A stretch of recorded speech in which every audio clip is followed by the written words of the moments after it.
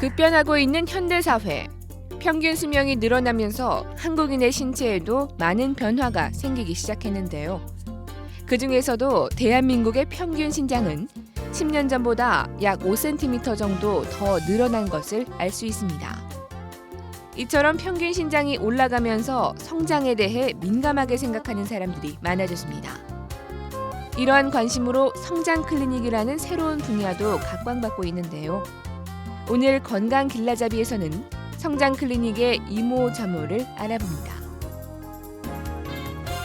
우리 아이가 남들보다 키가 좀 작다고 해서 무조건적으로 성장 장애라고는 할 수 없습니다. 그렇다고 방치해둔다면 큰 고민이나 콤플렉스로 발전할 수도 있어 주의가 요구되는데요.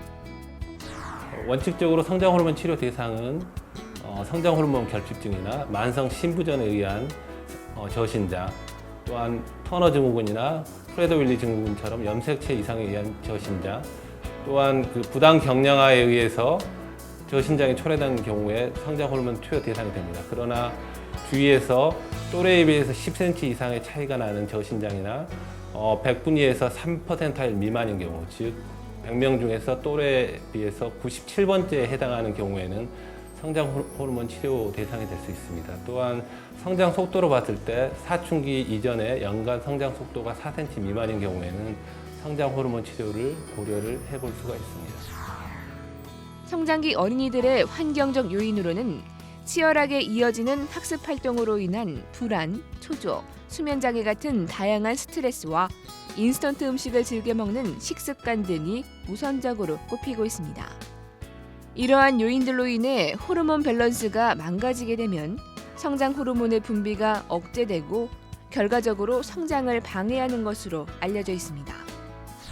성장 호르몬 치료는 사춘기 전 1, 2년 동안 하는 것이 가장 좋은 것으로 알려져 있습니다. 여자아이 같은 경우는 초등학교 1, 2학년, 남자아이 같은 경우는 초등학교 3, 4학년에 성장 호르몬 치료를 하는 것이 가장 큰 효과를 볼 수 있습니다.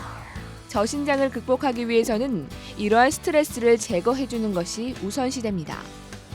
하지만 이 과정이 쉽지 않기 때문에 성장 부진의 원인을 찾아 해결함과 동시에 성장 호르몬의 분비 활성화 및 흡수를 돕는 성장 치료를 목표로 하는 것이 성장 클리닉이라고 할 수 있습니다.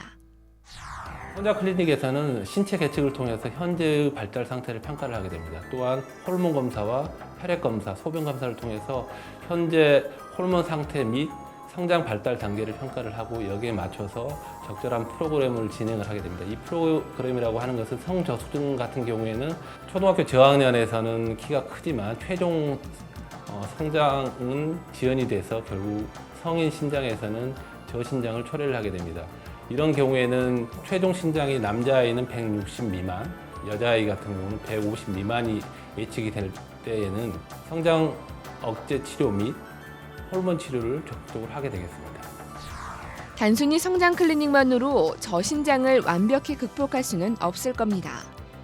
성장 호르몬이 왕성한 밤 사이에 숙면을 취하고 규칙적인 운동과 영양가 있는 식사를 하는 등 평소 생활 습관도 지켜나가는 것이 중요한 포인트라고 할 수 있습니다. 무엇보다도 부모의 따뜻한 관심과 함께 아이 스스로 자신감을 갖고 적극적으로 건강 관리를 하는 것이 저신장을 극복할 수 있는 빠른 방법이지 않을까요?